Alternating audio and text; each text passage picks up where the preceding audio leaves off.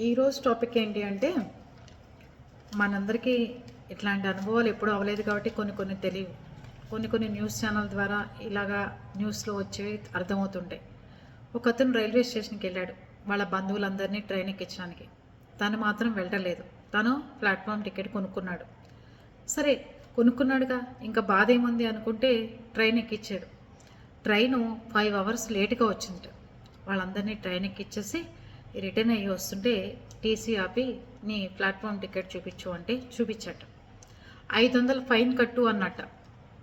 దేనికి సార్ అంటే, నువ్వు నీ ప్లాట్ఫామ్ టికెట్ టైం అయిపోయింది, అందుకు పెనాల్టీ నువ్వు 500 కట్టు అన్నట్ట. నేను అక్కడ ఉంటే కనుక ఆయన పని అయిపోయేదండి.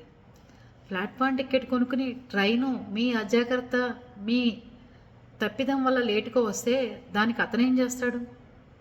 లోపలికి వెళ్ళటానికి ప్లాట్ఫామ్ టికెట్ తీసుకుంటే అదేమన్నా మాల్స్లో పెట్టే కారు పార్కింగా? మాల్స్లో కూడా కార్ పార్కింగ్ చేస్తే 3 అవర్స్ తర్వాత 4 అవర్స్ తర్వాత డబల్ ఛార్జ్ అవుతుంటుంది. అది మనం ఉన్నదాన్ని బట్టి అవుతుంది, అంతే కదా.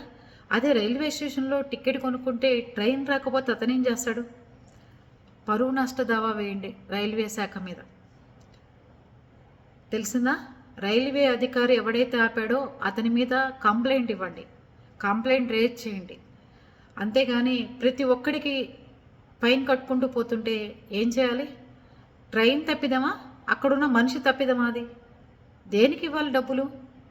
అదే ట్రైన్ లేటుగా వచ్చింది, తన ఉద్యోగానికి వెళ్ళలేకపోయాడు, తన శ్రమ అంతసేపు అక్కడ ఉండి అందరూ వాటర్ బాటిల్స్ కొనుక్కున్నందుకు, ఫుడ్ కొనుక్కున్నందుకు, వాళ్ళు అవతల మళ్ళీ వేరే చోటకి వేరే కనెక్టెడ్ ట్రైన్ కానీ ఏమైనా పెట్టుకుంటే దానికి ఏదైనా లేట్ అయితే అవన్నీ ఎవరు పడతారండి? దానికి బాధ్యులు ఎవరు?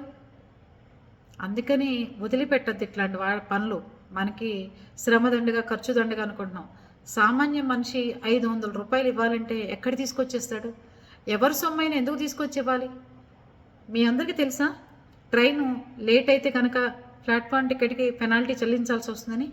అలా తెలిస్తే కనుక కామెంట్ చేయండి.